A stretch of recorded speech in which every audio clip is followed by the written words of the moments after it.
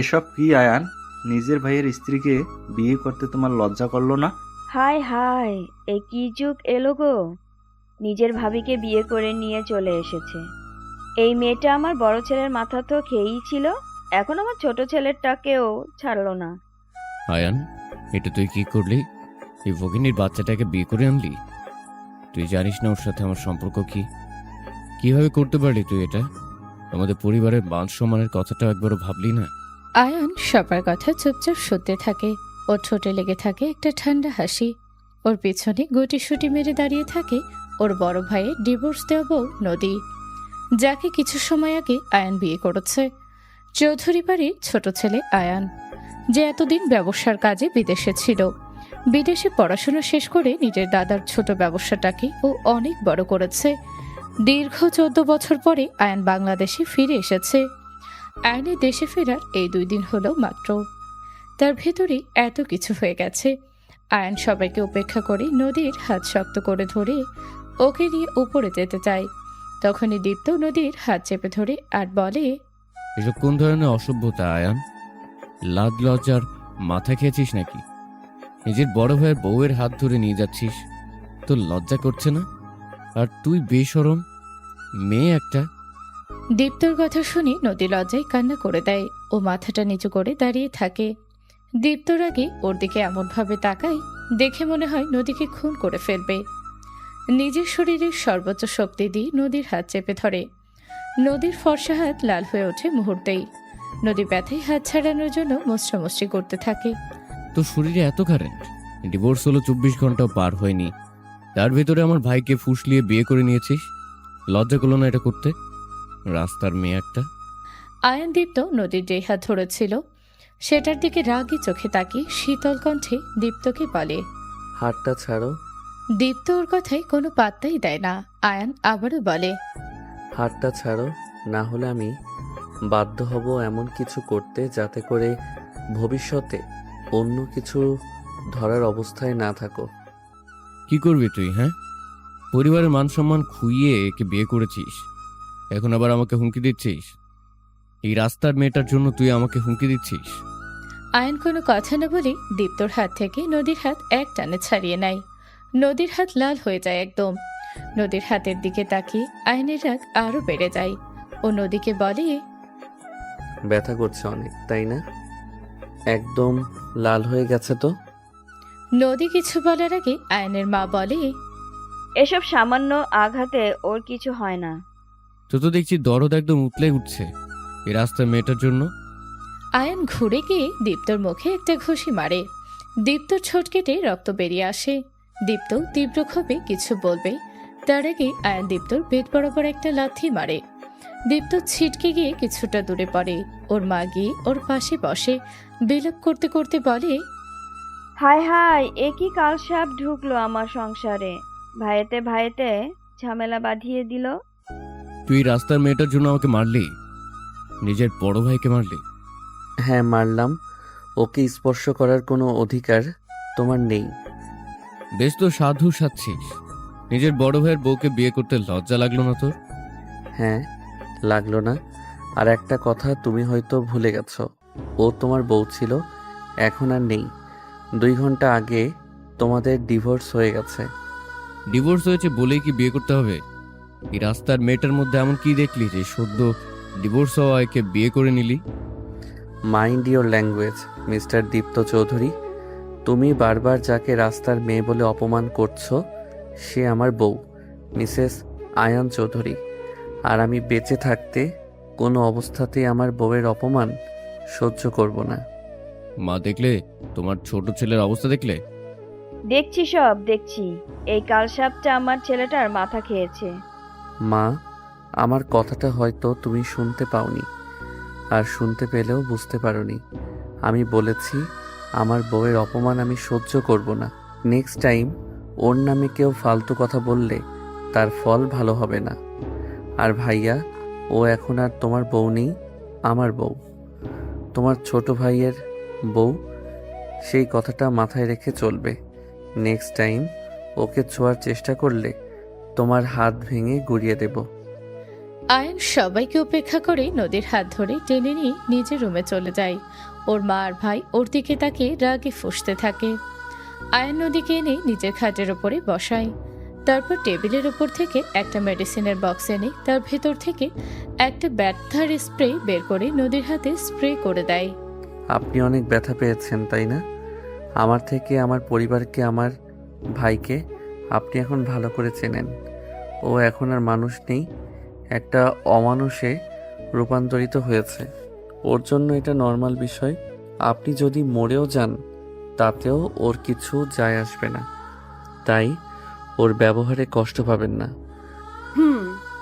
আমার একটা জরুরি কাজ আছে, আমি একটু বাইরে যাচ্ছি, বেশি সময় লাগবে না, ঘন্টাখানেক, তার ভেতরেই চলে আসব।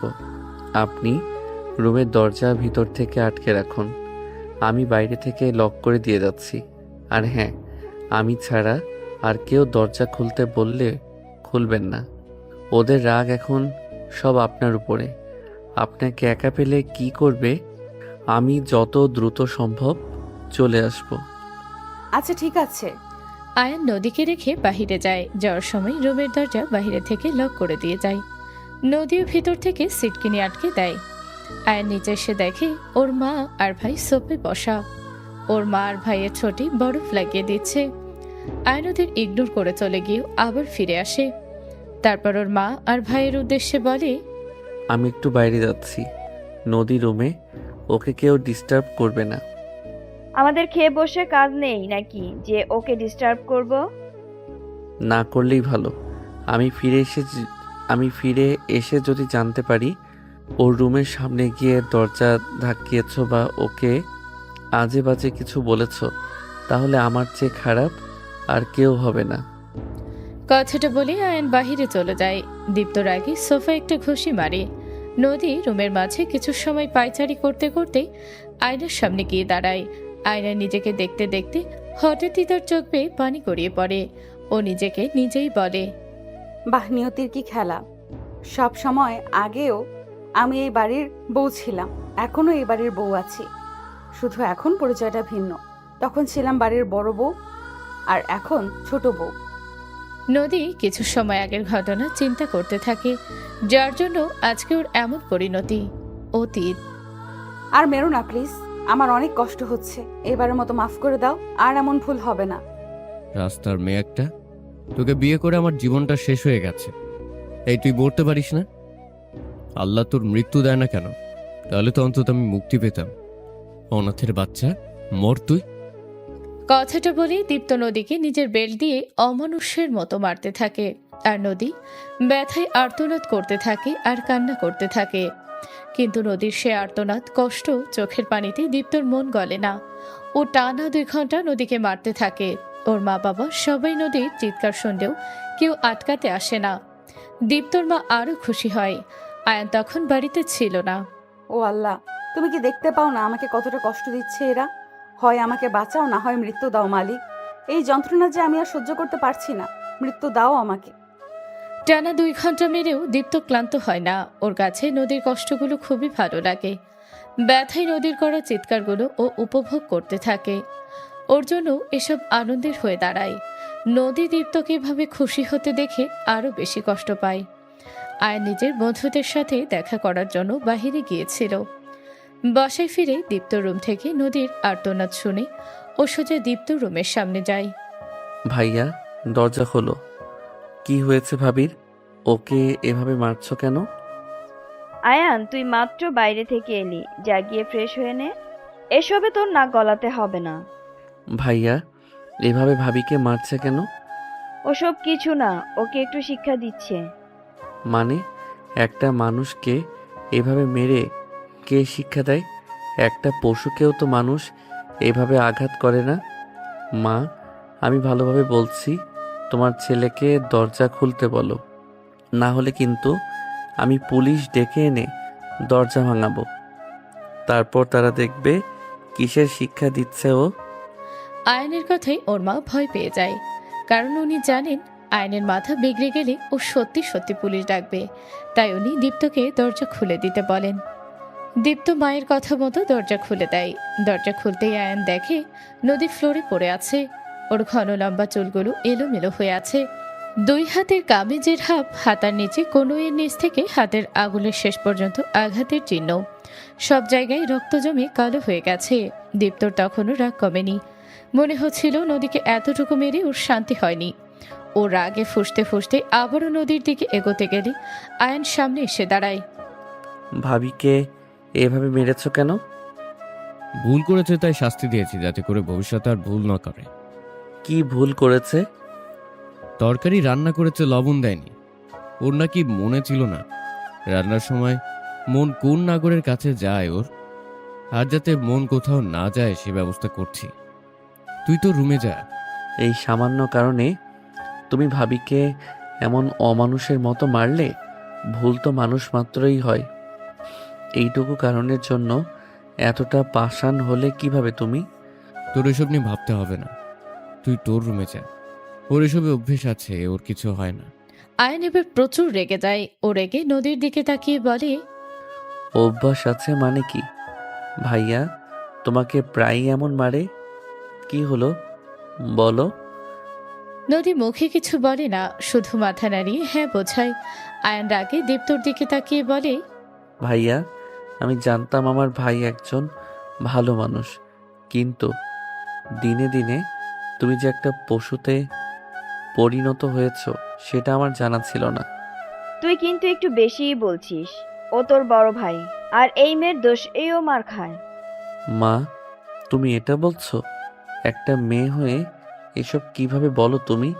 কোথায় নিজের ছেলেকে শাসন করবে তা না করে আরও ওর হয়ে সাফাই গাচ্ছ। তোমারও তো দুইটা মেয়ে আছে, একজন তো শ্বশুরবাড়িতে আছে।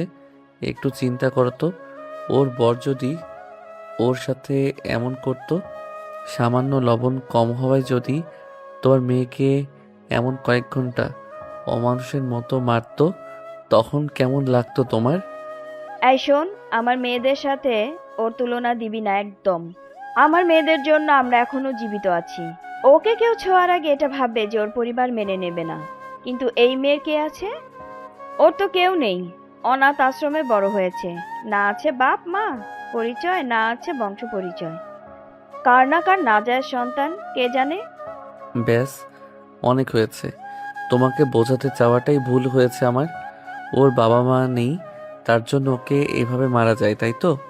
তবে মনে রেখো, ওর বাবা মা না থাকলেও ও কিন্তু একজন মানুষ, এদেশের নাগরিক। ওর জন্য আইন আছে। আইন কিন্তু সবার জন্য সমান। আর ভাইয়া, তুমি না ওকে ভালোবেসে বিয়ে করেছিলে? তাহলে নিজের ভালোবাসার মানুষের সাথে এ কেমন আচরণ করছো? ওটাই তো সবচেয়ে বড় ভুল করেছি জীবনে। নিজের হাতে নিজের জীবনটা শেষ করে দিয়েছি এই রাস্তার মেয়েটাকে বিয়ে করে। আল্লাহ, ওর হাত থেকে কেন যে আমাকে মুক্তি দেয় না? এত মানুষ মরে, ওর মৃত্যু কেন দেয় না আল্লাহ? আয়ান এবার নদীর দিকে তাকিয়ে বলে, তুমি কি পাগল? এত মায়ের অত্যাচার সহ্য করে কেন পড়ে আছো এখানে? দেখতেই তো পাচ্ছ, তোমার থাকা না থাকাতে এদের কারো কিছু যায় আসে না। উল্টো তোমার মৃত্যু কামনা করছে। তাও কেন পড়ে আছো এখানে? আমি তোমাকে কথা দিচ্ছি, তোমাকে একটা সুন্দর জীবন দেব। একে ছেড়ে দাও তুমি। হ্যাঁ হ্যাঁ, আমায় মুক্তি দে তুই। দয়া করে আমার জীবন থেকে চলে যা। তুমি ওকে ডিভোর্স দিয়ে দাও। ওর সাথে তুমি সুখী হতে পারবে না, ও তোমাকে সুখে থাকতে দেবে না। এখন নিজে চিন্তা করো কি করবে। আজীবন ওর সাথে থেকে এসব সহ্য করবে, নাকি ওকে ডিভোর্স দিয়ে একটা সুখী জীবন কাটাবে? দে, আমাকে ডিভোর্স দে। আমি তো দেনমোহরে 2 লাখ টাকা নগদ পরিশোধ করে দেব। তাও আমাকে মুক্তি দে তুই। দেবে ডিভোর্স? নদী ছলছল চোখে একবার দীপ্তর দিকে তাকায়, তারপর আয়নের দিকে তাকিয়ে চোখের ইশারায় সম্মতি জানায়। আয়নুর এক লয়ার বন্ধুকে কল দিয়ে ডিভোর্স পেপার রেডি করে বাসায় আসতে বলে। দীপ্ত আর ওর মা মনে মনে খুবই খুশি হয়। দীপ্ত ব্যাংকে চলে যায় টাকা তুলতে। কিছু সময় পরে আয়নের বন্ধু ডিভোর্স পেপার নিয়ে চলে আসে। দীপ্তও টাকা নিয়ে চলে আসে। দীপ্তর চেহারায় এতটা খুশি থাকে দেখে মনে হয় যেন ডিভোর্স না, আজকে ওর বিয়ে। দীপ্ত তাড়াতাড়ি সই করে দেয়, নদীও সই করে। সই করার সময় ওর হাতটা একটু কেঁপে ওঠে। দীপ্ত নদীর হাতে 2 লাখ টাকা দেয়। নদী টাকাটা আবারও দীপ্তর হাতে দিয়ে বলে, তোমার টাকার আমার কোনো দরকার নেই। টাকার জন্য তোমাকে বিয়ে করিনি আমি, ভালোবাসতাম তাই বিয়ে করেছি। কিন্তু সেই ভালোবাসা আরো আগেই মরে গেছে। যেদিন থেকে তুমি পাল্টে গেছো সেদিন থেকে আমার মনে থাকা তোমার জন্য অনুভূতিও পাল্টে গেছে। এখন যেটা বেঁচে আছে সেটা শুধুই ঘৃণা। Mister Dipto Chowdhury, I hate you. আর হ্যাঁ, আমার সব সুখ শান্তি কেড়ে নিয়ে যদি আপনি ভেবে থাকেন আপনি সুখী হবেন, তাহলে শুনুন, আপনি কোনোদিনও সুখী হতে পারবেন না। উপরে একজন আছে যিনি সব দেখছেন। আমার প্রতি ফোঁটা চোখের পানির দাম আপনাকে দিতে হবে। চলো। সেটা দেখে নদী বলে, কোথায়? তোমার নতুন জীবনের উদ্দেশ্যে। নদীকে আর কিছু বলতে না দিয়ে আয়নকে নিয়ে বাহিরে চলে যায়। দীপ্ত আর ওর মা এটাই তেমন কিছু মনে করে না। ওরা তো মুক্তির আনন্দে উচ্ছ্বসিত হয়ে পড়ে। ওর বাবা অবশ্য খুশি হয়। ওনারাও নদীকে তেমন একটা পছন্দ ছিল না। আয়ন নদীকে নিয়ে ডিরেক্ট রেজিস্ট্রি অফিসে চলে আসে। ওর 4 জন বন্ধুকে বলে একজন কাজীকেও নিয়ে আসতে। এসব কি? আমি তোমাকে কথা দিয়েছিলাম তোমাকে একটা সুন্দর জীবন দেব, আর তাই আমি তোমাকে বিয়ে করতে চাই। নদী, আমি জানি তুমি জীবনে অনেক কষ্ট পেয়েছো আমার ভাইয়ের থেকে, কিন্তু বিশ্বাস করো আমি ওর মতো না। আমি তোমাকে আর কষ্ট দেব না। তুমি ভালো থাকবে আমার সাথে। প্লিজ রাজি হয়ে যাও। আয়নের কথায় নদী প্রথমে না রাজি হলেও পরে ঠিকই রাজি হয়ে যায়। একটা সুন্দর জীবনের আশায় ও আয়নের প্রস্তাব কবুল করে নেয়। হঠাৎই দরজায় কড়া নাড়ার শব্দে নদীর ধ্যান ভাঙে। নদী দেখে অতীতের কথা ভাবতে গিয়ে 40 মিনিট পার হয়ে গেছে। কে? আমি নদী গিয়ে দরজা খুলে দেয়। আয়ন কিছু শপিং ব্যাগ হাতে দাঁড়িয়েছিল। আয়ন নদীকে দেখে একটা হাসি দেয়। আয়নের হাসিতেই নদীর মন এমনিতেই ভালো হয়ে যায়। আয়ন প্যাকেটগুলো নদীর হাতে দিয়ে বলে, এই ব্যাগটায় একটা বেনারসি আছে।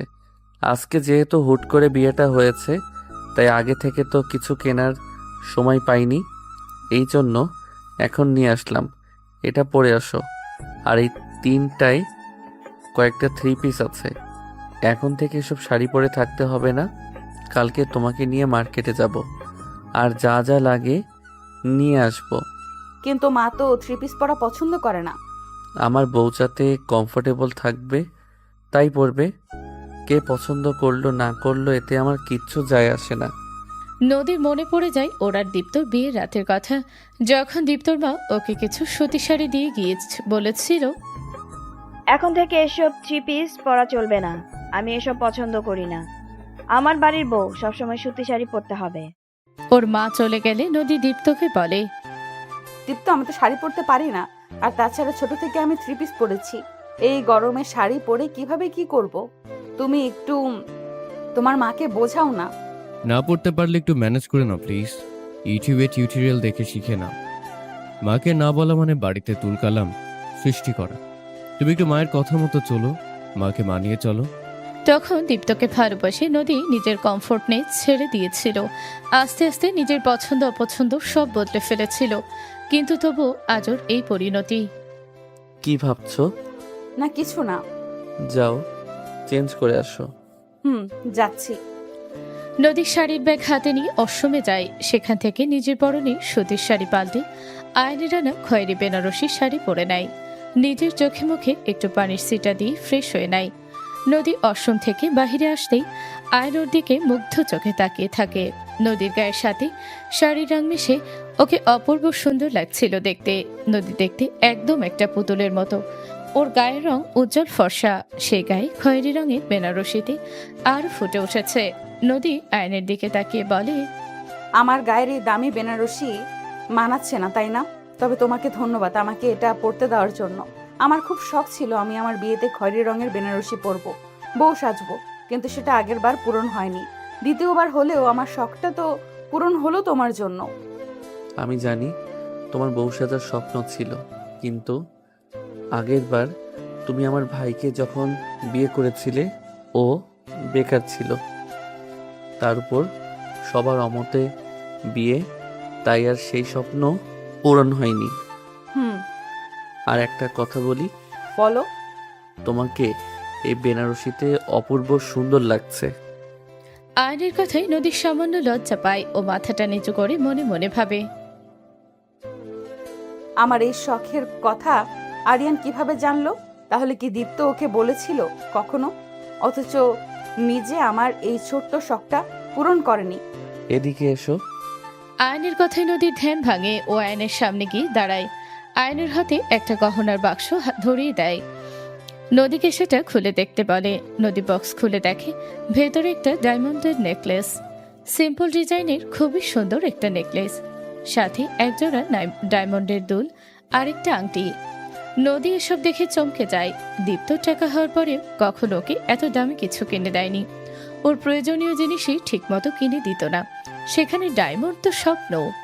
আয়ন নিজ হাতে নদীকে নেকলেস আর কানের দুল পরিয়ে দেয়। তারপর হাঁটু গেড়ে বসে রিংটা দিয়ে ওকে প্রপোজ করে।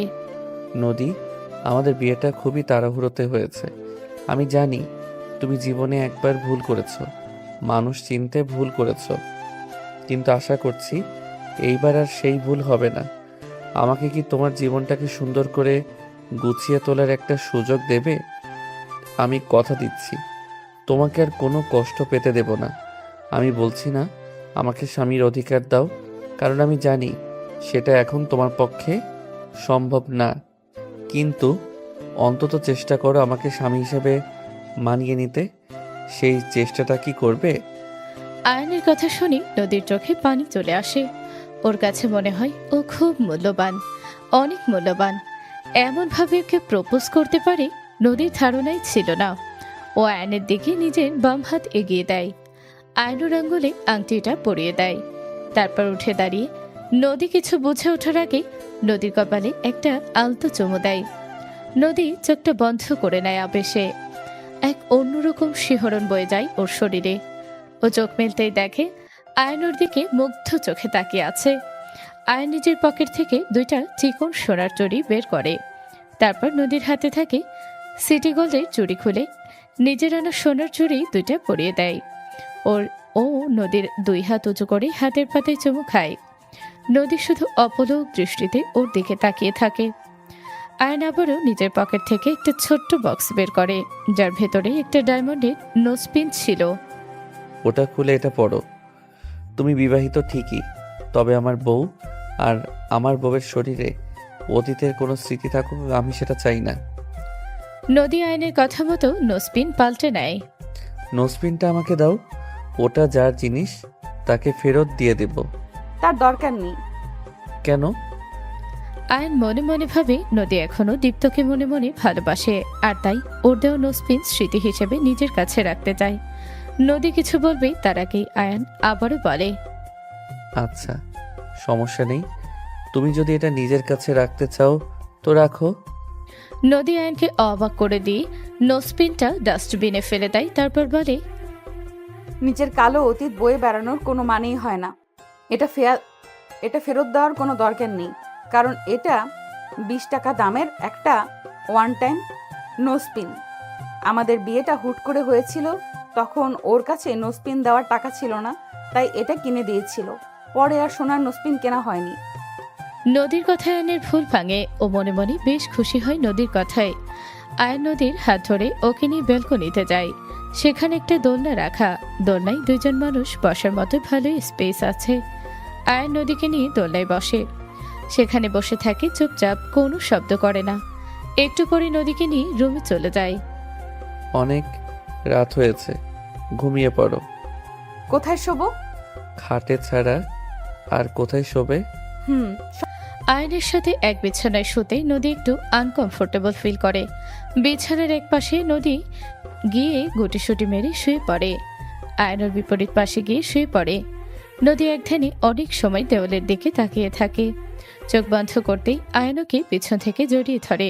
নদী কিছু বলবে তার আগে ওর কানে কানে বলে, নো মোর সাউন্ড, চুপচাপ ঘুমাও।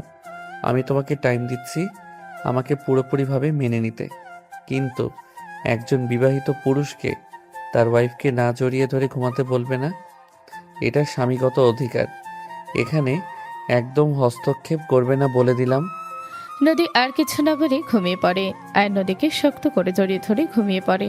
সকালে ঘুম থেকে উঠে নদী দেখে ও আয়নের বুকের মাঝে শুয়ে আছে। নিজেকে আয়নের বুকের মাঝে দেখে নদী কিছুটা লজ্জাও পায়। ও আয়নের বুকের মাঝ থেকে উঠে ওয়াশরুমে চলে যায়। স্কুল লাইফ থেকে নদীর সকালে গোসল করা অভ্যাস। পুরনো অভ্যাস মতো নদী গোসল সেরে নেয়। গোসল শেষ করে নদী আয়নের আনা 3 পিসগুলোর ভেতর থেকে মেরুন কালারের একটা 3 পিস পরে।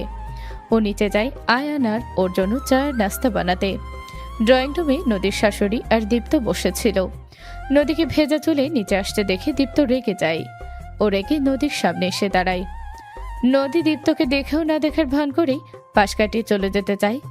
দীপ্ত আবারও নদীর সামনে এসে দাঁড়ায়। সমস্যা কি তোমার? আমার রাস্তা আটকাচ্ছ কেন? গলার জোর তো দেখি বেড়ে গেছে। ডিভোর্স হয়েছে একদিনও হয়ে পারেনি, তার ভিতরে আমার ভাইকে বিয়ে করে নিয়েছিস, আবার ওর সাথে শুয়েও পড়েছিস। কত বড় রাস্তার মেয়ে রে তুই! লজ্জা শরম বলতে কি কিছু বাকি আছে তোর? নিজেরই ডিভোর্সি বরের ছোট ভাইয়ের সাথে রাত কেমন কাটলো শুনি? সেই প্রশ্নের জবাব নিশ্চয়ই আমি তোমাকে দেব না। তো আমার ভাই খুশি করতে পেরেছে তোকে? চুপ করুন একদম। লজ্জা করে না এসব বাজে বাজে কথা বলতে? বাড়ে তো শুতে লজ্জা করে না, আর আমি বললেই দোষ? এই, আপনি আমার সামনে থেকে সরুন তো। আপনার মতো লোকের সাথে আমি কোনো কথা বলতে চাই না। সত্যি কথা বলতো, ভাইয়ের কাছে কি আমার থেকেও বেশি খুশি হয়েছিস? আপনার এসব নোংরা নোংরা কথার জবাব দিতে আমি বাধ্য নই। সামনে থেকে সরুন আমার। নদী দীপ্তকে পাশ কাটিয়ে চলে যেতে চায়। দীপ্ত আবার নদীর সামনে এসে দাঁড়ায়। এবার এসে নদীর এক হাত জোরে চেপে ধরে। ও এতটাই জোরে ধরে যে নদীর হাত মুহূর্তেই লাল হয়ে যায়। নদী হাত মোচড়ামুচড়ি করতে থাকে ছাড়ানোর জন্য, কিন্তু দীপ্ত রেগে আরো জোরে চেপে ধরে। হাত ছাড়ুন আমার। আপনার কোনো অধিকার নেই আমার হাত ধরার। তুই এখন আমাকে অধিকার শেখাচ্ছিস? তুই হঠাৎ তুমি থেকে আমাকে আপনি করে কেন বলছিস? খুব পাকনা গুজিয়েছে তাই না? আয়ন দেশে এসেছে মাত্র 1 সপ্তাহের জন্য, তারপরে তোর কি হবে? কে বাঁচাবে তোকে? আমার বিয়ে করা বউ কোথায় যাবে না যাবে সেটা তো তোমার দেখার বিষয় না ব্রো। বিয়ে যখন করেছি ও নিশ্চয়ই আমার সাথেই থাকবে। ওর হাতটা ছাড়ো। আগের দিনের মায়ের কথা ভুলে গেছো বোধহয়, তাই তো আবারও ওর হাত ধরার দুঃসাহস দেখিয়েছো। আমি তোমাকে সাবধান করেছিলাম, সেটা কি ভুলে গেছো? হাত ছাড়ো ওর, তা না হলে ফল ভালো হবে না। আয়নের কথা শুনি আর আয়নকে নিচে নামতে দেখে দীপ্ত নদীর হাত ছেড়ে দেয়। আয়নকে নামতে দেখে ওর মাও সোফা থেকে উঠে আসে। উনি নদীর উদ্দেশ্যে বলে, এই মেয়েটা আমার ছেলের মাথা খেয়েছে। আমার ছেলেটা আগে কত ভালো ছিল, বড় ভাইয়ের সম্মান করত। এই ছেলে এখন বড় ভাইয়ের গায়ে হাত তোলার হুমকি দেয়। অপয়া মেয়ে কোথাকার! এতদিন দুধ কলা দিয়ে কালসাপ পুষেছি। এই মেয়ে, তুই এসব কি পড়েছিস? তুই জানিস না আমার বাসায় এসব পড়ার কোনো নিয়ম নেই? আমার বউ কি পড়বে না পড়বে সেটা নিয়ে তোমাদের মাথা ঘামাতে হবে না। ওকে আমি বলেছি 3 পিস পরতে। এটা এখন আর আগের যুগ নেই যে ওকে 12 হাত লম্বা শাড়ি পরে ঘুরে বেড়াতে হবে। দেখ আয়ান, আমার সাথে তুই যেমন ব্যবহারই করিস না কেন, মায়ের সাথে এমন ব্যবহার কিন্তু তুই করতে পারিস না। মা যদি সে আগের মতো থাকতো তাহলে আমি ঠিকই মাকে সম্মান করতাম, মায়ের কথাই গুরুত্ব দিতাম। কিন্তু তোমার মতো মাও তো বদলে গেছে। নদীর প্রতি মায়ের আচরণ দেখেই সেটা আমি বুঝতে পেরেছি। নদী আমার বিয়ে করা বউ, আর আমার বউকে কেউ অসম্মান করবে সেটা আমি সহ্য করব না। ওর ভালো খারাপের দায়িত্ব আমার।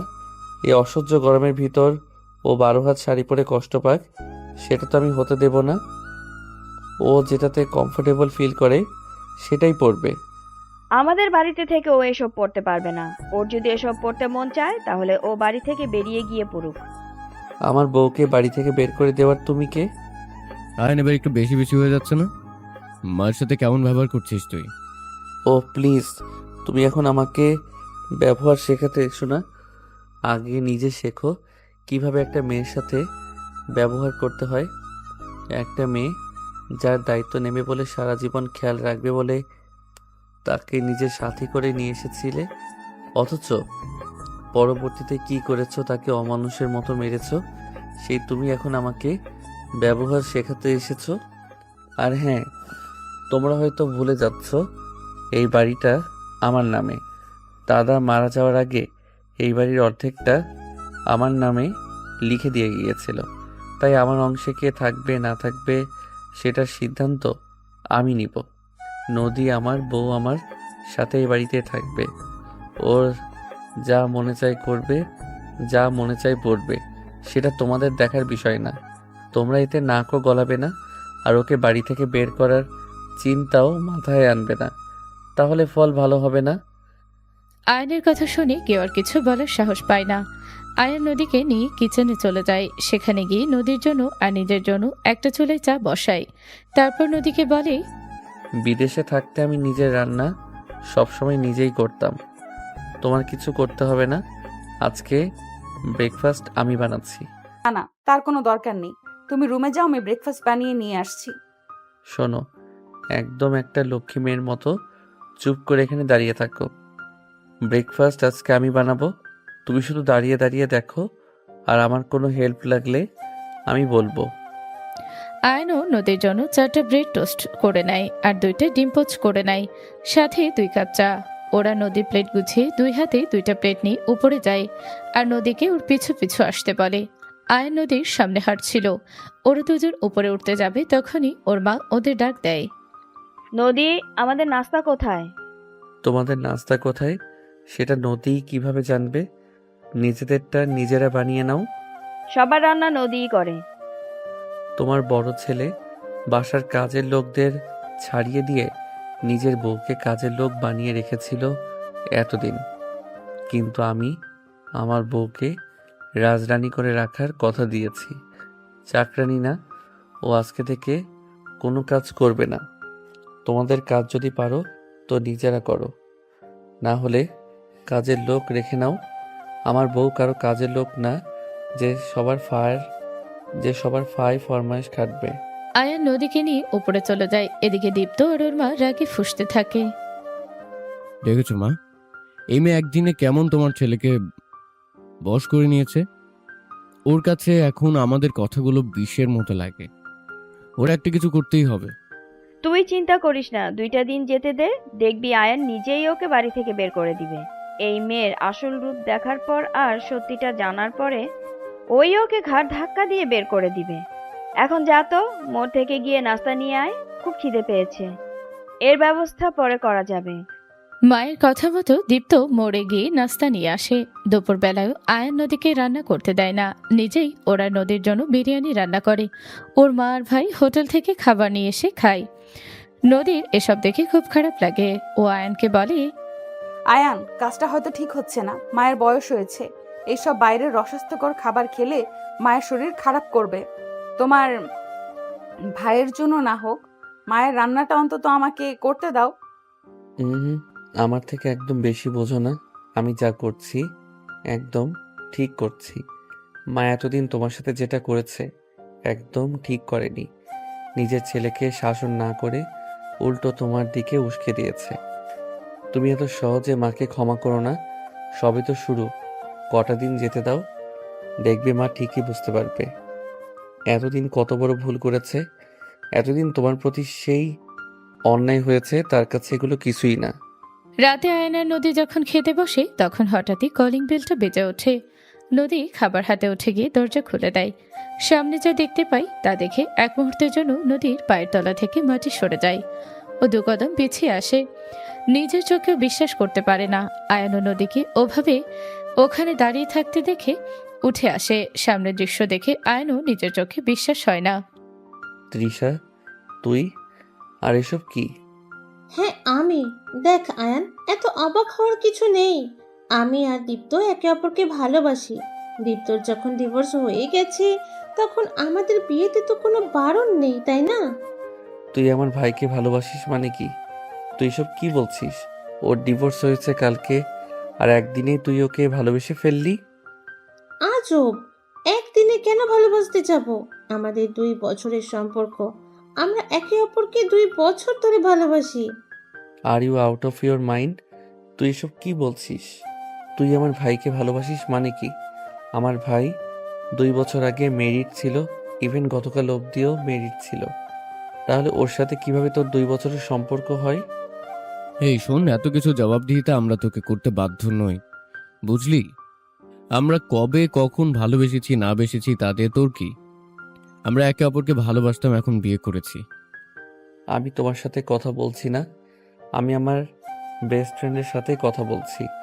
তৃষা, তুই আমার ভাইকে কবে থেকে চিনিস? আর তোদের সম্পর্ক যদি 2 বছরই হয়ে থাকে, তার মানে তুই জেনে শুনে আমার ভাইয়ের সংসারে ঢুকেছিস। তুই তো জানতি যে আমার ভাই বিবাহিত, তাহলে কেন ওর সাথে সম্পর্কে জড়ালি? আমার ভাবতেও ঘৃণা হচ্ছে। তুই আমার বেস্ট ফ্রেন্ড।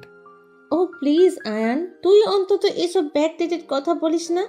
দেখ, 2 বছর আগে একটা পার্টিতে আমাদের দেখা হয়েছিল, সেখান থেকেই পরিচয়। পরিচয় তো আরো আগে থেকেই। আমি তোর ভাইকে আগে থেকেই চিনতাম, কিন্তু ওই পার্টিতে আমরা দুজন অনেকটা ক্লোজ হয়ে পড়ি। তারপর থেকেই আমাদের সম্পর্কের শুরু। আমার ভাইয়ের চরিত্র খারাপ সেটা তো জানতাম, কিন্তু আমার বেস্ট ফ্রেন্ডও যে এমন বের হবে সেটা আশা করিনি। তোর থেকে আমি এমন কিছু আশা করিনি কখনোই। যেটা মন চাই করেছিস। এখন নিজের জীবনটাকে যখন শেষ করতেই চাচ্ছিস কর। আয়নের হঠাৎই নদীর কথা খেয়াল আসে। ও পিছনে তাকিয়ে দেখে নদী দাঁড়িয়ে আছে। আয়ন মনে করে দীপ্ত বিয়ে করে নিয়ে আসায় নদী খুব কষ্ট পেয়েছে। ও নদীকে বুঝিয়ে উপরে নিয়ে যেতে চায়। রুমে চলো। নদী তবু সেখান থেকে নড়ে না। ও এক নজরে তৃষার দিকে তাকিয়ে থাকে। নদীকে ওর দিকে তাকিয়ে থাকতে দেখে আয়ন ভাবে নদী হয়তো খুব কষ্ট পেয়েছে। আয়ন নদীর কাছে গিয়ে ওর হাত ধরে উপরে নিয়ে যেতে চায়। তোমার আর এখানে থাকতে হবে না। রুমে কেন যাব? আমি কোথাও যাব না। নদী, আমি বুঝতে পারছি তোমার ব্যাপারটা। তোমাকে এখানে দাঁড়িয়ে আর এসব দেখতে হবে না। খারাপ কিসে? ভালোই তো, এন্টারটেইনিং। আমি আগেই জানতাম এরকম সার্কাস একদিন আমাকে দেখতে হবে, বাট মজা নেই আ রাহা হ্যায়। এইসব দেখে মজা পাচ্ছি না, উল্টো আরো বোর হচ্ছি। এক কাজ করি, চলো এই সার্কাস না দেখে দুজনে আগে নিজেদের খাওয়া শেষ করি। আর হ্যাঁ, এইসব দেখে আমার মুড খারাপ হয়ে গেছে। কালকে রাতে দুজনের মুভি দেখতে যাব, ঠিক আছে? নদীর কথা শুনে আয়ন পুরো শক খেয়ে যায়। ও ভেবেছিল দীপ্তকে বিয়ে করে আসতে দেখে নদী কষ্ট পাবে, কিন্তু নদী উল্টে আরও এসবকে সার্কাস বলছে, মজা নিচ্ছে। এটা দেখে আয়ন ফিক করে হেসে দেয়। জো হুকুম মেরে মহারানী। চলো এখন গিয়ে খাবারটা শেষ করি। নদী আর আয়ান আবারও ডাইনিংয়ে গিয়ে খাওয়া শুরু করে। নদীর এমন অবহেলায় দীপ্তর খুব রাগ হয়। ও ভেবেছিল নদী কষ্ট পাবে, কান্না করে এসে ওর কাছে মাপ চাইবে। তা না করে নদী এমনভাবে বিষয়টা এড়িয়ে গেল যেন কিচ্ছু হয়নি। নদীর এই আচরণে দীপ্তর ভিতর রাগে জ্বলে যায়। তবুও নতুন বইয়ের সামনে দীপ্ত নিজের রাগটাকে প্রকাশ করে না। ও তৃষাকে নিয়ে উপরে যায় বাবা মায়ের সাথে ওর পরিচয় করিয়ে দিতে। যাওয়ার সময় ওরা দেখে আয়ন নদীকে নিজের হাতে খাইয়ে দিচ্ছে। সেটা দেখে দীপ্তর আগে দ্রুত উপরে চলে যায়। তৃষাও রেগে মেগে উপরে দীপ্তর পিছন পিছন চলে যায়। তৃষার রেগে যাওয়াটা আর কেউ খেয়াল না করলেও নদী খেয়াল করে। ওর কাছে ব্যাপারটা খুবই অদ্ভুত লাগে। তবুও সে বিষয়ে পাত্তা না দিয়ে ওরা দুজন খাওয়া শেষ করে। দীপ্ত উপরে গিয়ে মা বাবার সাথে তৃষার পরিচয় করিয়ে দেয়। ছেলের বউ হিসেবে তৃষাকে দেখে দীপ্তর মা বাবা দুজনেই খুব খুশি হয়। দীপ্ত অনলাইনে ওদের 4 জনের জন্য রাতের খাবার অর্ডার দিয়ে দেয়। আয়ন আর নদী রুমে চলে যায়। রুমে গিয়ে আয়ন নদীকে নিজের দিকে ফিরিয়ে ওর কাঁধে নিজের 2 হাত রেখে বলে, নদী, আমি জানি তোমার হয়তো খুব খারাপ লাগছে, খুব কষ্ট লাগছে। যদি চাও কিছু সময় একা থাকতে পারো। খারাপ কেন লাগতে যাবে? দেখো, আমার থেকে আর কিছু লুকাতে হবে না। আমি তোমার মনের অবস্থাটা বুঝতে পারছি। নিচে যা কিছু হলো তার জন্য যে তুমি কষ্ট পেয়েছো সেটা আমি জানি, কিন্তু ওদের সামনে যে তুমি সেটা প্রকাশ করনি, এর জন্য তোমাকে অনেক ধন্যবাদ। কারণ তখন তুমি যদি ওদের সামনে ভেঙে পড়তে, ওরা সুযোগ পেয়ে যেত পরবর্তীতে তোমাকে জ্বালাতন করার। এই তুমি কি পাগল নাকি? নাকি আমাকে দেখে দেবদাস মনে হয় তোমার? আমি কেন কষ্ট পেতে যাব, আর কেনই বা নিজের কষ্ট লুকাতে যাব? দেখো, তোমাকে আজকে একটা কথা ক্লিয়ার ভাবে জানিয়ে দেই। তোমার ভাইয়ের জন্য আমার মনে আর কোনো জায়গা নেই। তোমার ভাই যে অন্য কোনো সম্পর্কে জড়িয়েছে সেটা আমি আরো আগেই টের পেয়েছিলাম, কিন্তু এটা জানতাম না যে মেয়েটাকে। আজকে সেটাও জেনে গেলাম। কিন্তু সত্যি বলতে আমার এক ফোঁটাও খারাপ লাগছে না। তোমার ভাই আরো আগেই আমার মন থেকে উঠে গিয়েছে। ওর প্রতি আমার কোনো অনুভূতি নেই। আর আমাদের তো এখন ডিভোর্স তো হয়ে গেছে, তাই ও কি করলো না করলো তাতে আমার কিছুই যায় আসে না। ও বিয়ে করলো নাকি সেটাও আমার দেখার বিষয় না। বুঝতে পেরেছো? বুঝলাম। দীপ্তর প্রতি নদীর আর কোনো ধরনের কোনো অনুভূতি নেই জেনে আয়ন খুবই খুশি হয়।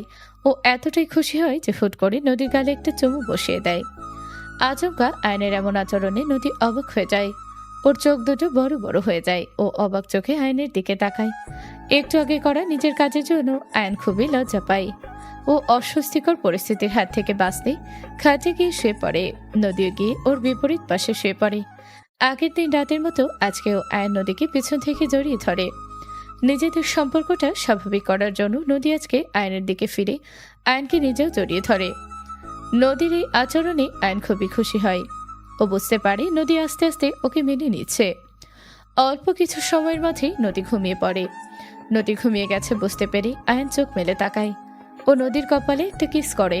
তারপর নদীর ঘুমন্ত চেহারার দিকে তাকিয়ে নিজের স্কুল লাইফের কথা চিন্তা করে। স্কুলে থাকতে নদী আয়নের এই 1 ক্লাস সিনিয়র ছিল। আয়ন তখন থেকে নদীকে চিনে। নদী আয়নকে কখনো খেয়াল না করলেও প্রথম দেখাতেই আয়ন নদীর প্রেমে পড়েছিল। কিন্তু হঠাৎ করেই ওর পরিবার সিদ্ধান্ত নেয় ওকে পড়ালেখার জন্য বিদেশে পাঠিয়ে দিবে। আয়নেরও তখন বলার মতো কিছু ছিল না, তাই ওকে বিদেশে পড়াশোনার জন্য চলে যেতে হয়। স্কুল শেষে কলেজে ওঠার পরপরই আয়ন বিদেশে চলে যায়। বিদেশে যাওয়ার পর নদীর সাথে ওর আর কোনো ধরনের যোগাযোগ থাকে না। পরেও অনেক কষ্টে নদীর বেস্ট ফ্রেন্ডের কন্ট্যাক্ট নাম্বার জোগাড় করে। নদীর বেস্ট ফ্রেন্ডের থেকে নদীর সব খোঁজ খবর নিতে শুরু করে। একসময় আয়ন সিদ্ধান্ত নেয় দেশে এসে নদীকে নিজের মনের কথাটা জানাবে। তখনই নদীর বেস্ট ফ্রেন্ড ওকে জানায় নদী একটা ছেলের সাথে রিলেশনে আছে। এ কথা জানার পরে আয়নের মনটা ভেঙে যায়। ও তারপর থেকে আর নদীর কোনো খোঁজ খবর নেয় না, কিন্তু মনে মনে ঠিকই সবসময় নদীকে ভালোবেসে চলে। একসময় ওর বড় ভাই জানায় সে একটা মেয়েকে পছন্দ করে এবং ওরা দুজন খুব শীঘ্রই বিয়ে করবে। এ কথা শুনে আয়ন খুবই খুশি হয়, কিন্তু ওর মন আবারও ভেঙে যায় যখন জানতে পারে মেয়েটা আর কেউ নয়, ওরই ভালোবাসার মানুষ নদী। ও দীপ্ত ও নদীর বিয়েতে আর ও আসে না। নিজের কাজের বাহানে বিদেশেই থেকে যায়। ও সিদ্ধান্ত নেয় ও আর কোনোদিন দেশে ফিরবে না, কিন্তু একটা জরুরি কাজে ওকে দেশে আসতে হয় কিছুদিন আগে। ও ভেবেছিল ও বাসায় আসবে না, কিন্তু এত বছর পর দেশে এসে বাসায় না আসলে পরিবারের মানুষজন কষ্ট পাবে ভেবে ও বাসায় আসে। কিন্তু বাসায় আসলেও এই 2 দিনের ভেতরে ও বাসায় তেমন একটা সময় কাটায় না। যতটা সম্ভব পারে বাহিরে সময় কাটায় আর সবাইকে বলে পুরনো বন্ধুদের সাথে দেখা করতে গেছে। ওই দিনও বন্ধুদের সাথে দেখা করে বাসায় ফিরে হঠাৎই শুনতে পায় ওর ভাইয়ের রুম থেকে নদীর কান্নার আওয়াজ আসছে। আর তারপর সবকিছু জানতে পেরে ওর রাগ হতে থাকে। নিজের ভালোবাসার মানুষকে এভাবে কষ্ট পেতে দেখে ও নিজেও খুব কষ্ট পায়। আর তারপরে তো সবকিছু শেষ করে ও নদীকে বিয়ে করে নেয়। ও কখনো কল্পনা করেনি এভাবে হুট করে দেশে আসায় ও নিজের ভালোবাসার মানুষটিকে আপন করে পাবে। পুরনো দিনের কথা আর বর্তমানের কথা চিন্তা করতে করতে আয়নের চোখেও ঘুম চলে আসে। ও নিজেও ঘুমিয়ে পড়ে। প্রতিদিনের অভ্যাস মতো সকালবেলা উঠে নদী গোসল সেরে নেয়। গোসল শেষ করে ও কিচেনে যায় নিজেদের জন্য নাস্তা তৈরি করতে। নদী আর আয়নের জন্য স্যান্ডউইচ বানাচ্ছিল, তখন কিচেনে এসে হাজির হয় তৃষা। তৃষাকে দেখেও নদী ইগনোর করে নিজের কাজ করতে থাকে। নদীকে কাজ করতে দেখে তৃষা বলে, তুমি স্যান্ডউইচ পরে বানাও, কাল সারা রাত জেগেছিলাম। আমার না খুব মাথাটা ধরেছে, আমার জন্য 1 কাপ ব্ল্যাক কফি বানিয়ে দাও। তৃষার কথায় নদী কোনো পাত্তা না দিয়ে নিজের কাজ করতে থাকে। সেটা দেখে তৃষা জোরে বলে, এই তুমি কি কানে শুনতে পাও না? তোমাকে তো বললাম হাতের কাজ পরে করো, আগে আমাকে একটা ব্ল্যাক কফি বানিয়ে দাও। এত যদি মাথা ধরে থাকে তাহলে নিজের ব্ল্যাক কফি নিজেই বানিয়ে নাও, আমাকে কেন অর্ডার দিচ্ছ? What are you maid? আমি কফি বানাবো? আমি? এই তুমি জানো তুমি কাকে কি বলছো? আমার বাবাকে চেনো তুমি? আমার বাসায় না 5 জন কাজের লোক ছিল, যারা সব সময়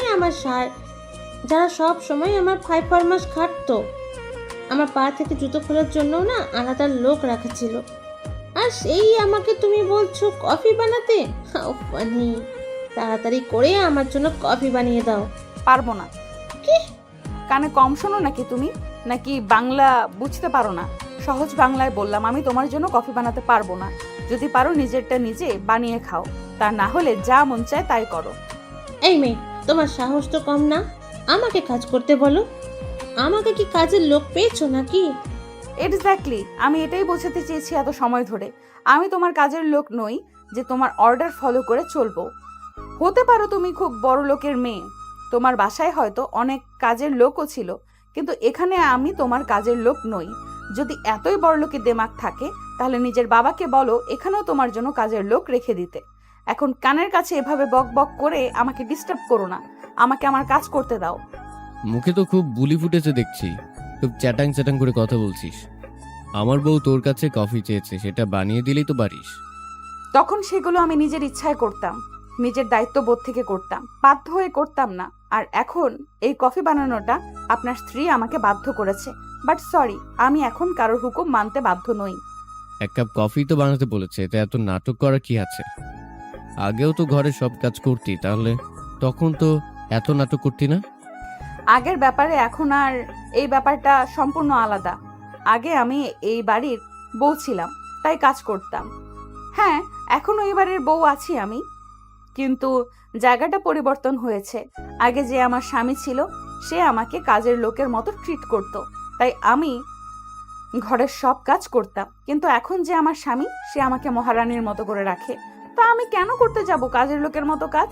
আর ওই যে বললেন না শুধুমাত্র এক কাপ কফি বানানোর ব্যাপার, তো সেটা আপনার বউকে নিজেকেই বানিয়ে নিতে বলুন। আর যদি আপনার এতই কষ্ট লাগে নিজের বউয়ের জন্য, তাহলে আপনি বরং বানিয়ে দিন কফিটা। এই মেয়ে, বেয়াদবি করবি না। আমার বৌমার মাথা ধরেছে। ও যখন বলেছে কফি তোকে বানাতে হবে, তার মানে তোকেই বানাতে হবে।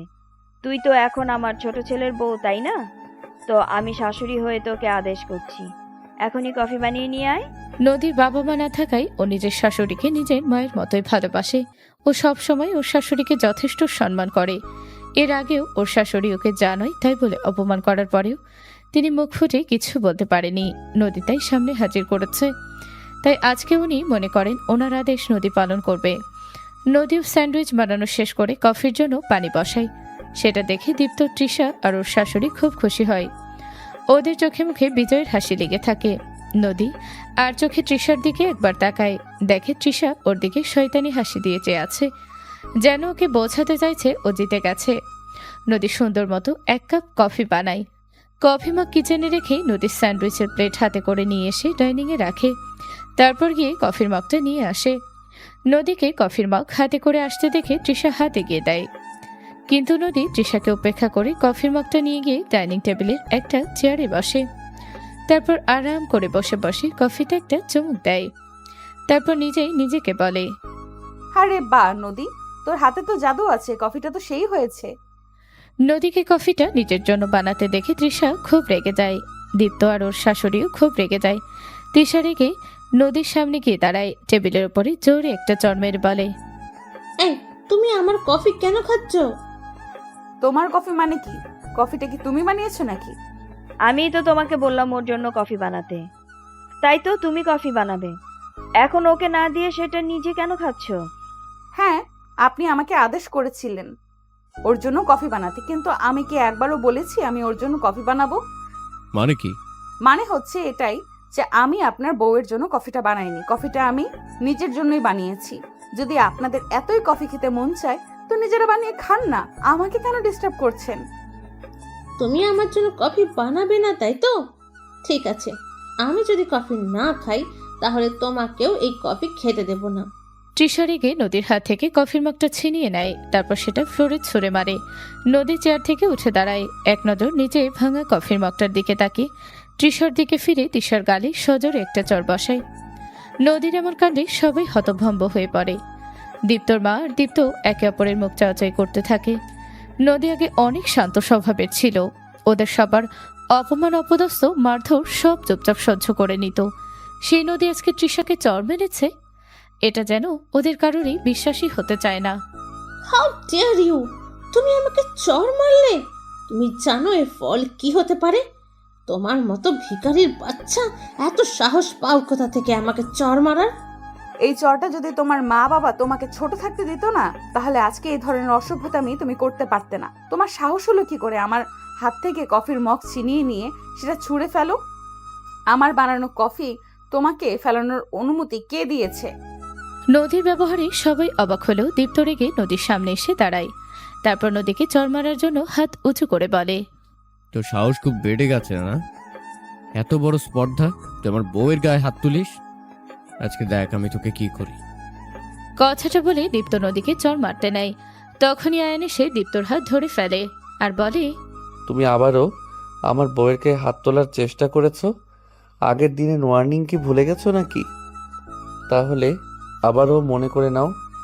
খবরদার, আমার বউয়ের গায়ে যদি একটা ফুলের টোকাও লাগে তাহলে কিন্তু আমি কাউকে ছেড়ে কথা বলবো না। বাহ, তুই তো ভারী স্বার্থপর। তোর ভাই তোর বউকে মারছে, এটা তুই দেখলি, অথচ তোর বউ যে আমাকে মারলো সেটা তোর চোখে পড়লো না? নদী যা করেছে একদম ঠিক করেছে। তুই এটারই প্রাপ্য। এতক্ষণ যা যা হয়েছে আমি সব দেখেছি সিঁড়ির উপর দাঁড়িয়ে। তুই কে আমার বউকে হুকুম দেয়ার? আর তোরা কিভাবে ভাবলি ও তোদের জন্য কাজ করবে? এতে হুকুমের কি আছে? তোমার বউয়ের কাছে শুধু এক কাপ কফি চাওয়া হয়েছিল। মা, তুমিও এদের সাথে তাল দিচ্ছ? তোমাদের কত সুন্দর এক্সপেকটেশন, তাই না? যেই মেয়ে 2টা বছর ওর হাজবেন্ডের সাথে পরকীয়া করেছে, যার জন্য ওর সংসার ভেঙেছে, যে কিনা এখন ওর এক্স হাজবেন্ডের ওয়াইফ, সে ওকে কফি বানাতে বলবে আর ও হাসি মুখে নাচতে নাচতে কফি বানিয়ে দিবে, তাই না? আসলেই তোমরা কত কিছু ভাবতে পারো। ওর জায়গায় তুমি হলে তুমি পারতে নিজের জীবন ধ্বংসকারীর জন্য কফি বানাতে? আয়ানের কথা শুনে ওর মা একদম চুপ হয়ে যায়। আর তৃষা, তোর কি সামান্য লজ্জাটুকুও নেই? যার জীবনটা একদম ছারখার করে দিয়েছিস, যার থেকে তার স্বামীকে কেড়ে নিয়েছিস, তার এত সুন্দর গোছানো সংসার কেড়ে নিয়েছিস, তার ভালোবাসার মানুষটাকে কেড়ে নিয়েছিস, আবার তাকে এসে বলছিস তোর জন্য কফি বানাতে? তোর ভিতরে যদি সামান্য লজ্জা বোধটুকু থাকতো তাহলে তুই এটা করতে পারতি না। তোর জন্য একটা চর যথেষ্ট না। তোর এই কাজের জন্য সামান্য একটা চর কিছুই না। এর থেকে বড় শাস্তি ডিজার্ভ করিস তুই।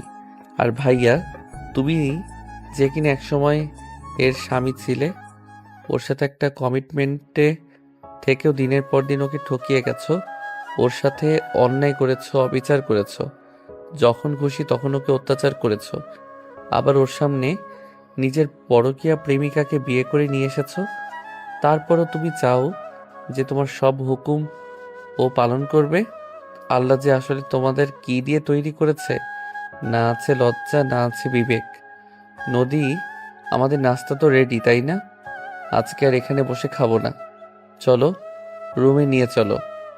তুমি নাস্তার প্লেটটা নিয়ে যাও, আমি চা বানিয়ে নিয়ে আসছি। আয়ান চলে যেতেই নদী আবারও রান্নাঘরে গিয়ে ওর আর আয়ানের জন্য দুধ চা বানিয়ে নেয়। তারপর একটা ট্রেতে চায়ের কাপ দুটো নিয়ে উপরে চলে যায়। আয়নার থেকে বকা শুনে তিশা আরও রেগে যায়। ওর শাশুড়ির সামনে দাঁড়িয়ে বলে, মা, আপনি দেখলেন এই মেয়েটা আপনার ছোট ছেলেকে কিভাবে বশ করেছে? এর একটা কিছু করতেই হবে। যাই হোক, এর ব্যাপারটা পরে দেখা যাবে। আমার এখন মাথা ধরেছে। আপনি একটু আমার জন্য এক কাপ কফি করে নিয়ে আসুন। আমি? হ্যাঁ, আপনাকেই তো বললাম। দীপ্ত, তোর মা একবার দীপ্তর দিকে তাকায় দেখে দীপ্ত চুপচাপ দাঁড়িয়ে আছে। সেটা দেখে উনি তৃষাকে বলে, দেখো বৌমা, আমার তো বয়স হয়েছে, তুমি এ বাড়ির বড় বউ, সবার জন্য নাস্তা বানানো তোমার দায়িত্ব। মাথা ধরেছে বুঝলাম, কিন্তু নাস্তাও তো বানাতে হবে। অনেক বেলা হয়ে গেছে, আজকে বরং তুমি চলো, আমি তোমাকে সাহায্য করে দিব। কালকে থেকে না হয় তুমি নিজেই সবটা করো। চলো দুজনে মিলে নাস্তা বানিয়ে নিয়ে আসি। আমি সবার জন্য নাস্তা বানাবো? তুমি এ বাড়ির বউ, তোমার শ্বশুরের জন্য, তোমার স্বামীর জন্য, আমার জন্য শুধু নাস্তা না, 3 বেলার রান্নাও তো তোমাকেই করতে হবে। এটাই তো বাড়ির বউদের কর্তব্য। দীপ্ত, তোমার মা এসব কি বলছে? আমাকে এখন সবার জন্য রান্না করতে হবে? Like serious? তুমি জানো না আমি যে রান্না করতে পারি না? তোমার মাকে এসব বলনি তুমি? দেখুন মা, আমি একটু আগে নদীকেও বলেছি আর আপনাকেও বলছি, আমি এসব রান্না করা পারি না। আমার বাড়িতে না 5 জন কাজের লোক ছিল এসবের জন্য, তাই আমার থেকে এসব এক্সপেকটেশন রাখবেন না। যাই হোক, আমার এত কথা বলতে ভালো লাগছে না, আমার মাথাটা খুবই ব্যথা করছে। আপনি প্লিজ আমার জন্য এক কাপ কফি করে দিন, আর তারপরে আমাদের 3 জনের জন্য নাস্তাটা বানিয়ে ফেলুন। দীপ্ত, ও এসব কি বলছে? আমি নাস্তা বানাবো তোদের জন্য? হ্যাঁ বানাবে, এটার অবাক হওয়ার কি আছে? আগেও তো বানাতে, তাই না? বা দেখো, কাল সারা রাত ঠিকভাবে ঘুম হয়নি, এখন এত কিছু আর ভালো লাগছে না। তুমি আগে ওর জন্য 1 কাপ কফি বানাও, তারপর আমাদের 4 জনের নাস্তাটাও বানিয়ে ফেলো। অনেক খিদে পেয়েছে। কথাটা বলে দীপ্ত আর তিশা উপরে চলে যায়। দীপ্তর মা দীপ্তর আচরণে একদম তপ্তা খেয়ে যায়। উনি রান্নাঘরে গিয়ে তৃষার জন্য কফি বসায় আর রুটি বানানোর জন্য আটা মেখে নেয়। রুটি ছেঁকার সময় উনি একটু অন্যমনস্ক ছিলেন। ঠিক তখনই ওনার হাতটা পড়ে যায়। উনি তাড়াতাড়ি পোড়া হাত বেসিনের পানির নিচে ধরেন। ঠিক তখনই উপর থেকে দীপ্তর কণ্ঠ শোনা যায়। মার কত দেরি হবে? খিদে লেগেছে আমাদের অনেক। তিশার কফিটা আগে একটু দিয়ে যাও না।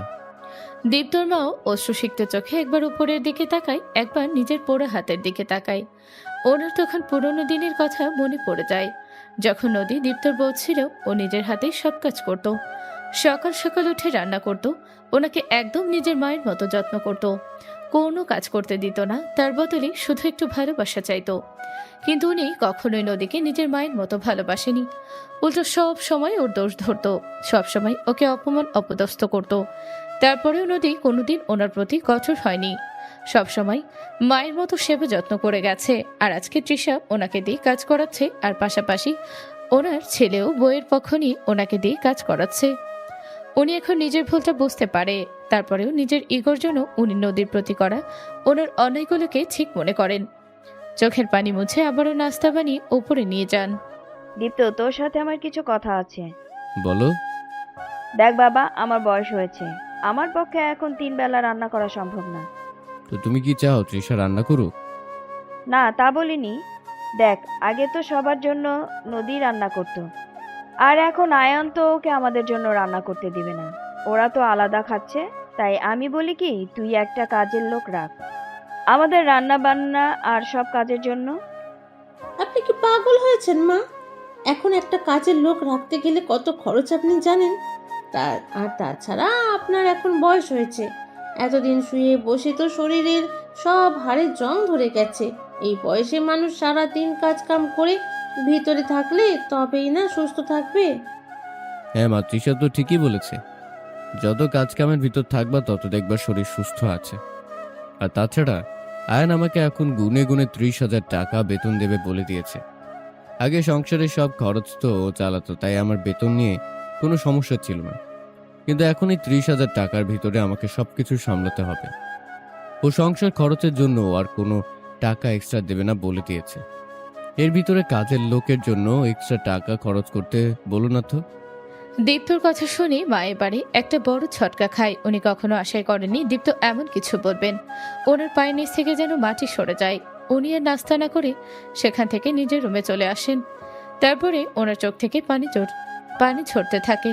উনি পুরনো দিনের কথাগুলো মনে করেন, যখন বাড়িতে কাজের লোক থাকতে উনি নদীকে দিয়ে সব কাজ করাতেন, আর নদীও চুপচাপ সবকিছু করতো ভালোবেসে।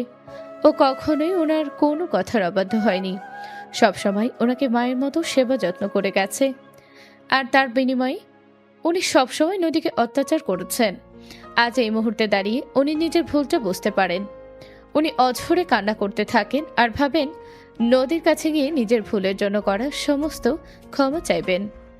নদী, বিকেলে রেডি হয়ে থেকো, আজকে তোমাকে নিয়ে একটু বাইরে যাব।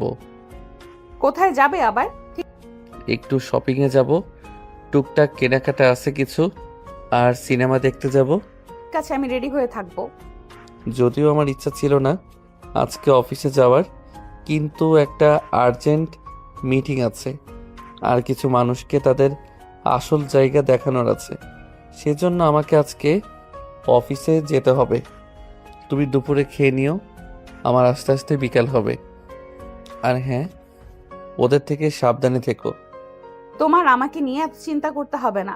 আমি এখন আর সেই আগের নদী নেই যে ওরা আমাকে সহজে কাবু করে ফেলবে। তুমি চিন্তা করো না আমাকে নিয়ে, আমি সামলে নেব সবটা। আচ্ছা, তোমার জন্য লাঞ্চ প্যাক করে দেব। তুমি খাবে কি দুপুরে? আমি বাইরে খেয়ে নেব। আর তাছাড়া তোমাকে নিয়ে চিন্তা করব না তো কাকে নিয়ে চিন্তা করব? আমার লাইফে তুমি ছাড়া এখন আর ইম্পর্টেন্ট কেউ নেই। ইম্পর্টেন্ট? আয়নের মুখে নিজেকে ওর জন্য সবচেয়ে গুরুত্বপূর্ণ জানতে পেরে নদী খুব খুশি হয়। ও এক পলকে আয়নের দিকে তাকিয়ে ভাবতে থাকে ও কারোর জন্য খুব ইম্পর্টেন্ট, যে কিনা ওকে নিয়ে চিন্তা করে, ওর কথা ভাবে, ওর কেয়ার করে। নদী এসব কিছু ভাবতে থাকে। তখনই আয়ান নদীর মাথার পিছন থেকে নিজের ডান হাত নিয়ে নদীর মাথাটা নিজের ঠোঁটের কাছে নিয়ে আসে। তারপর নদীর কপালে একটা আলতো চুমু খায়। নদী চোখ বন্ধ করে অনুভব করে আয়নের ছোঁয়া, যেটার ভিতরে নেই কোনো কামুকতা, আছে শুধুই মমতা। নদীর কাছে আয়নের এই ছোঁয়া খুবই ভালো লাগে। আয়ন নদীর কপাল থেকে নিজের ঠোঁটটা সরিয়ে নদীর গালে নিজের 2 হাত রেখে বলে, আমার এই ছোট ছোট স্পর্শগুলোকে খারাপভাবে নিও না প্লিজ। এগুলোকে ভালোবাসার চিহ্ন হিসেবে মনে করো। আসছি, নিজের খেয়াল রেখো। আয়ন বেরিয়ে যেতেই নদীর শাশুড়ি ও রুমে আসে। এই সময় নিজের শাশুড়িকে রুমে দেখে নদী কিছুটা অবাক হয়। ও মনে করে ওর শাশুড়ি হয়তো ওকে আবারও উল্টোপাল্টা কিছু বলতে এসেছে। কিন্তু নদী সম্পূর্ণ অবাক করে দিয়ে নদীর শাশুড়ি এসে নদীর এক হাত ধরে বলেন, নদী, মা পারলে আমাদের ক্ষমা করে দিও। আমি জানি আমি যা করেছি তার ক্ষমা অযোগ্য। সব সময় তোমাকে কষ্ট দিয়েছি, অনেক অন্যায় অত্যাচার করেছি। তবুও বলি, যদি পারো তো আমায় ক্ষমা করে দিও। নিজের শাশুড়ির মুখ থেকে এমন কথা শুনে নদী একেবারে অবাক হয়ে যায়। ও আশাই করতে পারেনি ওর শাশুড়ি কখনো ওর থেকে ক্ষমা চাইবে। ও নিজের কানকে বিশ্বাস হয় না। তবু নিজেকে কিছুটা ধাতস্থ করে নদী ওর শাশুড়িকে বলে, মা আপনি এসব কি বলছেন? আপনি আমার বড়, আপনি আমার কাছে কেন ক্ষমা চাইছেন? কম অত্যাচার তো আর তোমাকে করিনি, সেই জন্য আজকে আমার এই দশা। আল্লাহ আমাকে আমার সকল পাপের শাস্তি দিচ্ছে। তুমি দয়া করে আমাকে ক্ষমা করে দাও মা, না হলে যে আমি মরেও শান্তি পাবো না। নদী ওর শাশুড়িকে ধরে বিছানায় বসাতে যায়। তখনই খেয়াল করে ওর শাশুড়ির হাতটা পোড়া। নদী ব্যস্ত হয়ে বলে, এ কি মা, আপনার হাত পুড়লো কিভাবে? হাতটা তো অনেক পুড়ে গেছে, এতটা কিভাবে পুড়লো? এইসব এখন আর কিছুই না, সামনে যে আরো কত কিছু হবে। সবই আমার কপাল, বুঝলে? এতদিন তোমাকে যা যা অত্যাচার করেছি, এখন সবটাই ফেরত পাচ্ছি। প্রকৃতি একটা নিয়ম আছে না, অন্যের সাথে অন্যায় করলে নিজেকেও সেটা ভোগ করতে হয়। আপনি কি বলছেন? এসব আমি কিছুই বুঝতে পারছি না। আপনি আগে আসুন তো আমার সাথে, এখানে বসুন। আপনার হাতে তো অনেকটা পুড়ে গেছে, আগে এখানে মলম লাগিয়ে নিই। নদী পরম মমতায় ওর শাশুড়ির হাতে পড়ে যাওয়া জায়গায় মলম লাগিয়ে দেয়। ওর শাশুড়ি এক নজরে নদীর দিকে তাকিয়ে থাকে। আজকে উনি বুঝতে পারে নদী আসলে সবসময় ওনাকে কতটা ভালোবেসে এসেছে। তার বিনিময়ে উনি শুধু নদীকে অবজ্ঞা করেছেন। ওনার নিজের কৃতকর্মের জন্য নিজেকে আজকে নিজের কাছে খুব ছোট মনে হতে থাকে। ওনার চোখ বেয়ে পানি পড়তে থাকে। উনি নদীর মাথায় নিজের অন্য হাত বুলিয়ে দেন। এই প্রথমবারের মতো নদীর শাশুড়ি ওর মাথায় হাত বুলিয়ে দেয়। নদী অবাক চোখে ওনার দিকে তাকায় আর বলে, মা কি হয়েছে আপনার? আপনি কান্না করছেন কেন? আর আপনার হাতে বা এতটা পুড়লো কিভাবে? বললাম না, সবটাই আমার পাপের শাস্তি। আমি নিজের হাতে নিজের সংসার ধ্বংস করেছি। আমার সাজানো গোছানো সংসার খাল কেটে কুমির এনেছি। রান্না করতে গিয়ে হাত পুড়ে গেছে।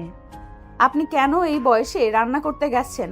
আপনার কি এখন রান্না করার মতো সময়? আপনার এখন রেস্ট করার সময়। কে বলেছে আপনাকে রান্না করতে? কি আবার, যাকে এত আয়োজন করে আমার ছেলে বিয়ে করে নিয়ে এসেছে সেই কালনাগিনী এসেই আমার উপরে হুমকি শুরু করেছে। আমাকে বলে দিয়েছে এখন থেকে বাসার সব কাজ, রান্না করা সব আমাকেই করতে হবে। কোনো ধরনের রেস্ট আমার জন্য না। আমার নাকি কাজ না করতে করতে বসে থাকতে থাকতে হাড়ে জং ধরে গেছে। সেজন্যই সে ঝং ছুটাতে আর আমাকে সুস্থ রাখতে বাসার সব কাজ এখন থেকে আমাকে করার হুমকি দিয়েছে। নদীর ও শাশুড়ির কথাগুলো শুনে খুব রাগ হয়। তৃষার আর দীপ্তর উপরে ওর শাশুড়িকে বলে, তিশা না হয় আপনাকে এসব বলেছে, তার জন্য কি আপনাকে ঘরের সব কাজ করতে হবে নাকি? দীপ্ত ওকে কিছু বলেনি? ওই কুলাঙ্গারের কথা আর বলো না তো। একটা কুলাঙ্গার পেটে ধরেছি আমি। ওর বউ আমাকে হুকুম দেয় আর আমার কুলাঙ্গার তাতে সায় জানায়। আমি ওদের বলেছিলাম আমার বাসার কাজ তৃষা না করুক, অন্তত একটা কাজের লোক রেখে দিবি। ওরা সেটাও মানা করে দিয়েছে। কাজের লোক রাখলে আগে নাকি অনেক খরচ হয়ে যাবে, তাই কাজের লোক রাখতে পারবে না। কথাগুলো বলতে বলতে নদীর শাশুড়ি ওর সামনে হু হু করে কেঁদে দেয়। নদীরও খুব খারাপ লাগতে থাকে। নদীর শাশুড়ির কিছুটা থেমে আবারও বলেন, তুমি আমাকে ক্ষমা করে দিও মা। আমি জানি এতদিন তোমার সাথে যা যা অন্যায় করেছি তার জন্য কোনো ক্ষমা হয় না। কিন্তু তুমি যদি আমাকে ক্ষমা না করো তাহলে আমি মরেও শান্তি পাবো না। আল্লাহ আমাকে তোমার সাথে করা সকল অন্যায়ের শাস্তি এভাবেই ফেরত দিচ্ছে। যে ছেলেকে আমি এত ভালোবাসা দিয়েছি, বড় করলাম, এতদিন আগলে রাখলাম, সব সময় ওর অন্যায় জেনেও ওকে সাপোর্ট করে গেলাম, সেই ছেলেই আজকে বউয়ের জন্য আমাকে দাসী বানিয়ে দিয়েছে। ভুলটা আমারই। আমি তোমার মতো খাঁটি রত্ন রেখে কয়লার দিকে হাত বাড়িয়েছিলাম, সেজন্যেই জ্বলন্ত কয়লায় আজকে পুড়ছি আমি। সেই সময় থেকে কি ক্ষমা ক্ষমা করে যাচ্ছেন বলুন তো? আপনি আমার মা, আপনি কেন আমার কাছে ক্ষমা চাইছেন? আপনি আমার কাছে ক্ষমা চেয়ে আমাকে লজ্জিত করবেন না। আপনার করা কোনো কিছুই আমি মনে রাখিনি। আপনার করা শাসনগুলো আমি ভালোবাসা হিসাবেই ধরে এসেছি। আমার নিজের মা থাকলে কি আমাকে শাসন করতো না নাকি? তাই দয়া করে আমার কাছে ক্ষমা চেয়ে আমাকে ছোট করবেন না। নদী ওর শাশুড়ির চোখের পানি মুছিয়ে দেয়, তারপর আবারও বলে, মা, আপনাকে একটা কথা বলি। দেখুন, ওরা যেহেতু আপনার সাথে এমন আচরণ করছে, আমার মনে হয় না দীপ্ত এখন আর আপনার পক্ষ নিয়ে কথা বলবে। আপনার যদি কোনো সমস্যা না থাকে তাহলে আপনি এখন থেকে আমার আর আপনার ছোট ছেলের সাথে খাবেন। আপনার এখন রেস্ট করার সময়। ঘরের কাজ বাজ করতে গেলে আপনি আরো অসুস্থ হয়ে পড়বেন। তাই আমি বলি কি, আপনি ওদের সাথে এখন থেকে আর খাবেন না। ওদের সাথে না খেলে ওরা নিশ্চয়ই আপনাকে আর কাজ করতে বলবে না। আপনার সমস্ত দায়িত্ব এখন থেকে আমাদের। না না, তা হয় না। এতদিন তোমাকে কম অত্যাচার করিনি। এখন তুমি একটু সুখে শান্তিতে আছো, তার ভেতরে আবার ঢুকে তোমাকে কষ্ট দিতে চাই না। আর এখন আমার সাথে যা যা হচ্ছে সবই আমার কর্মফল। কষ্টের আবার কি আছে? দেখুন মা, আমি কখনো আপনাকে নিজের শাশুড়ি মনে করিনি। সবসময় নিজের মাই মনে করেছি। নিজের মায়ের সেবা যত্ন করায় কষ্টের কি আছে? আমি যেটা বলেছি সেটাই হবে। আপনি এখন থেকে আমাদের সাথেই থাকবেন, আমাদের থেকেই খাবেন। নদী নিচে কিচেনে যায় ওর আয়নের আর ওর শাশুড়ির জন্য রাতে ডিনার রেডি করতে। আর ওর আয়নের প্ল্যানিং ছিল মুভি দেখে ফেরার সময় বাইরে ডিনার করবে, কিন্তু এখন যেহেতু ওর শাশুড়ি ওদের সাথে খাবে তাই ও নিচে কি ডিনার রেডি করতে থাকে। নদীকে কিচেনে দেখে তৃষা আসে ওকে জ্বালাতন করার জন্য। কি রান্না করছো?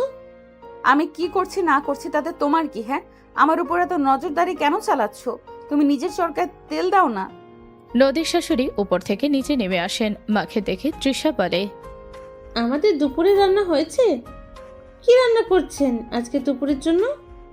তোমার লজ্জা করে না নিজের মায়ের বয়সী শাশুড়িকে হুকুম দাও? ওনাকে দিয়ে সকালে যে রান্না করিয়েছো, তুমি কি জানো ওনার হাত পুড়ে গেছে? তোমরা কেমন মানুষ? হ্যাঁ, ওনার বয়স দেখো তো। এই বয়সে ওনাকে ঘরের সব কাজ করতে বলো কোন হিসাবে? ও বাবা, আপনি দেখছি এখন ওর তলে ভিড়ে গিয়েছেন। নিজের ছোট বৌমার কাছে কি আমাদের নামে নালিশ করছেন? আপনি কি ভেবেছেন আপনি ওর কাছে গিয়ে নালিশ করবেন আর আমরা 3 বেলা আপনাকে বসিয়ে বসিয়ে খাবো? আজকে দীপ্ত অফিস থেকে ফিরুক, তারপর আপনাকে দেখছি।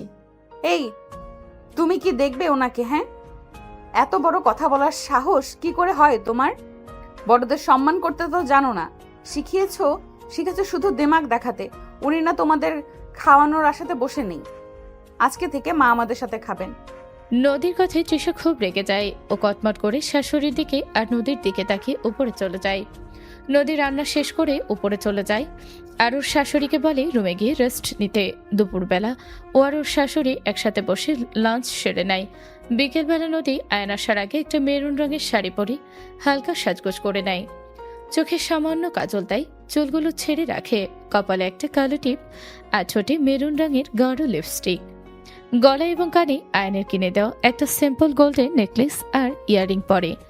এই সামান্য সাজে নদীকে অপূর্ব সুন্দর লাগছিল। আয়ন ভেতরে প্রবেশ করেই নদীকে দেখে মুগ্ধ চোখে চেয়ে থাকে। মাশাল্লাহ, আমার বউটাকে তো আজকে একদম পরীর মতো লাগছে, কারোর নজর না লেগে যায়। দূর, তুমি যে কি বলো না। যাও, এই স্যুট বুট পাল্টে একটা পাঞ্জাবি বের করে রেখেছি অফ হোয়াইট কালারের, ওটা পরে এসো। জো হুকুম মহারানী। আয়ন ফ্রেশ হয়ে নদীর বের করে রাখা পাঞ্জাবি পরে আসে। তারপরে ওরা দুজন চলে যায়। ওরা দুজন প্রথমে কিছু শপিং সেরে নেয় নদীর জন্য। নদী আবার ওর শাশুড়ির জন্য 2টা শাড়ি কিনে নেয়। তারপর ওরা দুজন সিনেমা হলে যায় মুভি দেখতে। আজকে নদীর কথা মতো আয়ন গাড়ি নেয়নি। ওরা দুজন রিক্সায় করে যায়। সিনেমা দেখা শেষ করতে করতে রাত 9টা বেজে যায়। ওরা দুজন বাহিরে বেরিয়ে একটা রিক্সা নেয়। রিক্সায় করে কিছু দূর আসার পরে হঠাৎ করে রিক্সাওয়ালা বলে চার্জ শেষ হয়ে গেছে। যেহেতু ব্যাটারি চালিত রিক্সা তাই চার্জ শেষ হয়ে গেছে। ওরা ওখানেই নেমে পড়ে, দাঁড়িয়ে দাঁড়িয়ে অপেক্ষা করতে থাকে আরেকটা রিক্সার। কিন্তু তখনই হুট করে মুষলধারে বৃষ্টি শুরু হয়ে যায়। বৃষ্টি দেখতেই নদী খিলখিলিয়ে হেসে ওঠে ও বৃষ্টিতে ভিজতে শুরু করে দেয়। নদীর প্রাণোচ্ছল হাসি দেখে আয়ানও খুব খুশি হয়। আয়ান যদিও একটা বন্ধ দোকানের ছাউনির নিচে দাঁড়িয়েছিল, কিন্তু নদী এসে ওর হাত ধরে ওকে বৃষ্টিতে টেনে নিয়ে যায়। নদীর সাথে আয়ানও বৃষ্টিতে ভেজে। ও নিজে ভেজার থেকে বেশি নদীকে দেখতে থাকে, নদীর খুশিগুলো দেখতে থাকে। আয়ান নদীর দিকে তাকিয়ে আছে বুঝতে পেরে নদী কিছুটা লজ্জা পায়। ও অন্যদিকে চলে যেতে চায়, তখনই হোঁচট খেয়ে পড়ে যেতে নেয়। আয়ান এসে ওর কোমর জড়িয়ে ধরে। ওরা একে অপরের চোখের দিকে এক পলকে তাকিয়ে থাকে। কিছু সময় পরে নদী লজ্জা পেয়ে আয়নের থেকে নিজেকে ছাড়িয়ে নেয়। হোঁচট খাওয়ার ফলে নদীর পায়ের গোড়ালি মুচকে যায়। ও সোজা হয়ে হাঁটতে পারে না, ওর খুব কষ্ট হয় হাঁটতে গিয়ে। আয়ন সেটা লক্ষ্য করে নদীকে কোলে তুলে নেয়। কিছুক্ষণ পরে ওরা একটা রিক্সা পেয়ে যায়। রিক্সা থেকে নেমে ও আয়ান নদীকে কোলে করে নিয়ে বাড়ির ভেতরে প্রবেশ করে। নদীকে আয়নের কোলে দেখে তৃষার আগে একটা গ্লাস ফ্লোরে ছুঁড়ে মারে। আয়ন সেদিকে পাত্তা না দিয়ে নদীকে কোলে নিয়ে উপরে নিজেদের রুমে চলে যায়। নদীর পরনে শাড়ি সম্পূর্ণ ভিজে গিয়েছিল। ও আলমারি থেকে নিজের কাপড় নেওয়ার জন্য আলমারি খোলে। তখনই ওর মনে পড়ে সকালবেলায় ও সব 3 পিসের শাড়ি ধুয়ে দিয়েছিল। সবকিছু ছাদে নাড়া। যাওয়ার সময় ওর শাশুড়িকেও বলে যায়নি যে ছাদে কাপড় মেলা। তার মানে বৃষ্টিতেই সব ভিজে গেছে। নিজের বোকামির কথা চিন্তা করে নদী জিপে কেটে কামড় মারে। এখন কি পরবে সেটা ভাবতে ভাবতে ও আয়নের একটা শার্ট আর একটা ট্রাউজার নেয়। সেটা পরে আয়নের সামনে এসে দাঁড়ায়। নদীর ভীষণ লজ্জা লাগতে থাকে আয়নের সামনে এভাবে এসে। নদীকে নিজের কাপড় পরতে দেখে আয়ন প্রথমে হেসে দেয়, তারপর ধীরে ধীরে নদীর কাছে এগিয়ে আসে। নদীর কাছে এসে আয়ন নদীর কোমর জড়িয়ে নদীকে একটানে নিজের কাছে নিয়ে আসে। নদীর মাথার পেছন থেকে হাত দিয়ে নদীর মুখটা নিজের মুখের সামনে নিয়ে আসে। তারপরে হুট করে নদীর ঠোঁটে নিজের ঠোঁট ডুবিয়ে দেয়। আচমকা কিস করায় নদীর চোখ দুটো বড় বড় হয়ে যায়। নদী আয়নকে আটকায় না, বরং আয়নের সাথে তাল দেয়। নদীকে চুপচাপ থাকতে দেখে আয়ন বুঝে যায় নদীরও সম্মতি আছে। আয়ন নদীর ঠোঁট থেকে নিজের ঠোঁটটা সরিয়ে নেয়। তারপর নদীকে কোলে তুলে নিয়ে বিছানায় শুয়ে দেয়। ও নদীর শার্টের বাটন একটা একটা করে খুলতে থাকে। হঠাৎই নদী ওর হাত চেপে ধরে ওকে আটকে দেয়। আয়ন মনে করে নদী হয়তোবা আনইজি ফিল করছে, তাই ওখান থেকে উঠে যেতে নাই। হুট করে নদী আয়নের জামার কলার ধরে আয়নকে নিজের ওপরে টেনে নিয়ে আসে। তারপরে নিজেই আয়নের ঠোঁটে ঠোঁট ডুবিয়ে দেয়। নদীর সম্মতিতে আয়ন এবার উঠে গিয়ে ঘরের সব লাইট অফ করে দিয়ে আসে। বাহিরে তখন বিদ্যুৎ চমকাতে থাকে। সে আলোতে ঘর আলোকিত হয়ে যায়। আয়ন নদীর কাছে এসে নদীকে কিস করতে থাকে। ধীরে ধীরে ও আরো গভীর হয়ে যেতে থাকে। নদীর মাঝে নিজেকে একেবারে উজাড় করে দেয়। নদীও আয়নের স্পর্শগুলো উপভোগ করতে থাকে। ওরা একে অপরের মাঝে মিলেমিশে একাকার হয়ে যায়। পরের দিন সকালবেলা যখন নদী কিচেনে যায়, দীপ্ত আর তৃষা ওর দিকে তেড়ে আসে। কাল লাগিনি তুই আমার জীবন তো ধ্বংস করেছিসই, এখন আমার চাকরিটাও কে ছাড়লি? আমার বাবার এতদিনে তিলে তিলে গড়া কোম্পানিটা ধ্বংস করে দিলি? তো লজ্জা করলো না এটা করতে? সকাল সকাল তোমরা দুজনে এসব কি ফালতু বকছো? দেখো, তোমাদের সাথে ফালতু বকবক করার মতো সময় আমার হাতে নেই। আমার নাস্তা তৈরি করতে হবে আমার হাজবেন্ড আর শাশুড়ি মায়ের জন্য। আমার সামনে থেকে সরো। তুই বুঝতে পারছিস না নাকি বুঝেও না বোঝার ভান করছিস? আজব তো, তখন থেকে কি বোঝার কথা বলছো বলো তো? আমি বলছি, ওরা কি বলছে? আয়ন পকেটে হাত গুজে ওপর থেকে নিচে নেমে আসতে থাকে। ও ঠোঁটে লেগে থাকে একটা ঠান্ডা হাসি। ও নিচে নেমে আসতেই দীপ্ত আর তৃষা নদীর থেকে দূরে সরে দাঁড়ায়। আয়ন নিচে এসে নদীর দিকে তাকিয়ে বলে, দীপ্ত ভাইয়ের চাকরিটা আর নেই। ও আগে আমাদের অফিসের অ্যাকাউন্ট ডিপার্টমেন্ট সামলাতো, কিন্তু আমি আগের দিন দেখলাম হিসাবে কিছু ভুলচুক আছে। প্রায় 10 কোটি টাকার মতো গরমিল আছে। ইনভেস্টিগেশন চলছে। যতদিন না প্রমাণিত হবে এই টাকার বিষয়টার সাথে ভাইয়ার কোনো সম্পর্ক নেই, ততদিন পর্যন্ত ভাইয়াকে চাকরি থেকে বরখাস্ত করা হয়েছে। আর যদি প্রমাণ হয় টাকাগুলো ভাইয়াই সরিয়েছে, তাহলে তার জন্য ভাইয়াকে উপযুক্ত শাস্তি পেতে হবে। আর তৃষার বাবার কোম্পানি? তৃষার বাবার কোম্পানি থেকে আমরা বিভিন্ন বিল্ডিংয়ের জন্য কনস্ট্রাকশনের আইটেম নিতাম। রড, সিমেন্ট, ইট এগুলো সব ওর বাবার কোম্পানি থেকেই সাপ্লাই করা হতো। কিন্তু মাঝে আমাদের একটা কনস্ট্রাকশন সাইটের বিল্ডিং ধসে পড়ে। তারপরে খোঁজ নিয়ে জানতে পারি ওখানে ব্যবহার করার সমস্ত কিছু একদম নর্মাল কম দামি পণ্য। কিন্তু ওর বাবাকে আমরা সব সময় দামি পণ্যের জন্য টাকা দিতাম, তাই ওনার বিরুদ্ধেও আমি মামলা করেছি।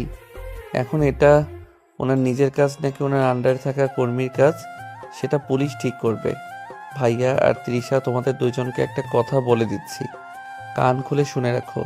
ভাইয়া, তুমি তো জানোই যে এই বাড়ি বিজনেস সবটাই আমার নামে, তাই আমার বাড়িতে থাকতে হলে আমার বউকে সম্মান দিয়ে চলতে হবে।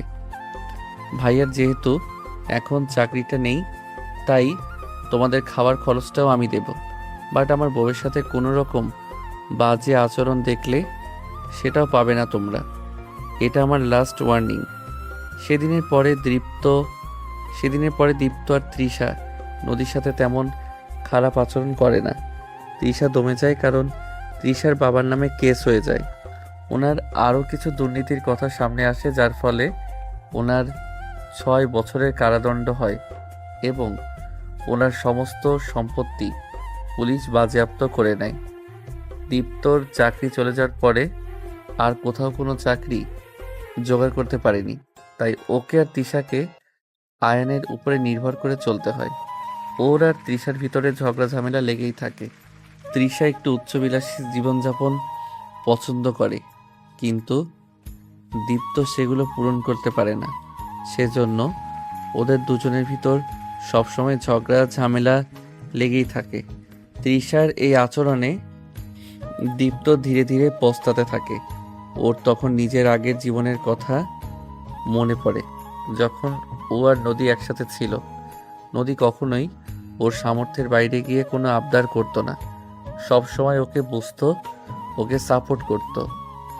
সেখানে তৃষা সম্পূর্ণই উল্টো। নিজের ভুল বুঝতে পেরে দীপ্তর আফসোস হতে থাকে। এভাবে কেটে যায় কয়েক মাস। হুট করে একদিন ড্রয়িং রুমে নদী মাথা ঘুরে পড়ে যায়। ডাক্তার এসে চেক আপ করে জানায় নদী মা হতে চলেছে। এই খবর জানতে পেরে আয়ান আর নদীর শাশুড়ি দুজনেই খুব খুশি হয়।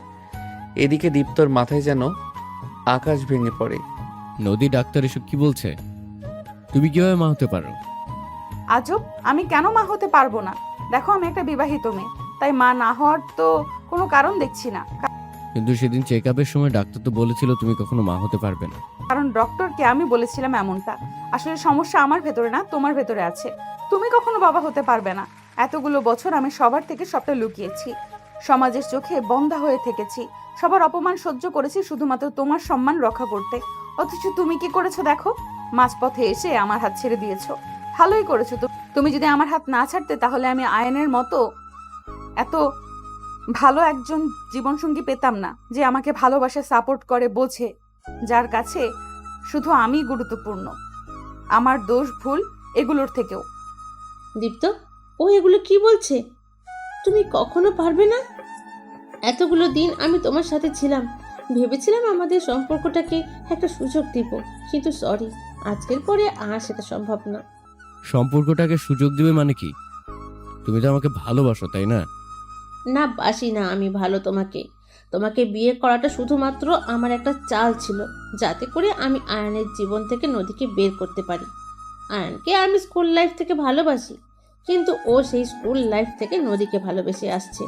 ভেবেছিলাম বিদেশে যাওয়ার পর ও হয়তো নদীকে ভুলে যাবে, কিন্তু না, ও নদীর বেস্ট ফ্রেন্ডের সাথে নদীর খোঁজ খবর রাখতো।